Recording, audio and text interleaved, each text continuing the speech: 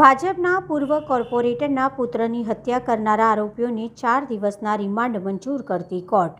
વડોદરાના આગરવાડા વિસ્તારમાં રહેતા ભાજપના પૂર્વ કોર્પોરેટરના પુત્રની હત્યા કરનારા મુખ્ય આરોપી સહિત 5ને પોલીસે ઝડપી પાડ્યા છે. આરોપીઓની વધુ પૂછપરછ માટે પોલીસ દ્વારા રિમાન્ડ મેળવવાની કાર્યવાહી હાથ ધરતા પોલીસે 10 દિવસના રિમાન્ડ માંગ્યા હતા, પરંતુ કોર્ટે 4 દિવસના રિમાન્ડ મંજૂર કર્યા હતા. રિમાન્ડ માટે આરોપીઓને કોર્ટમાં રજૂ કરવાના સમય પણ નાગરવાડા વિસ્તારના અનેક લોકોના ટોળા ઉપસ્થિત રહ્યા હતા અને આરોપી ઉપર હુમલો થાય નહીં તે માટે પોલીસે કડક બંદોબસ્ત જાળવ્યો હતો.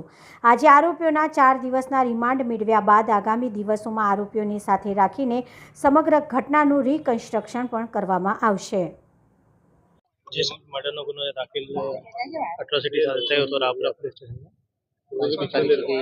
નામદાર કોર્ટ દ્વારા રિમાન્ડ આપવામાં આવ્યું છે અને ખૂબ જ તરતીબથી અને વ્યવસ્થિત અંદાજપૂર્વક તપાસ કરવામાં આવશે. કોઈ પણ પહેલું તપાસમાં છોડવામાં આવશે.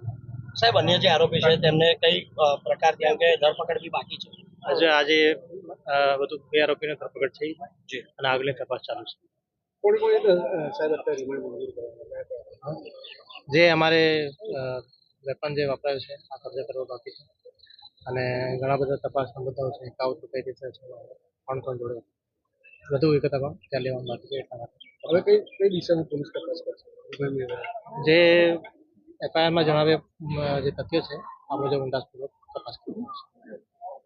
Okay, thank you.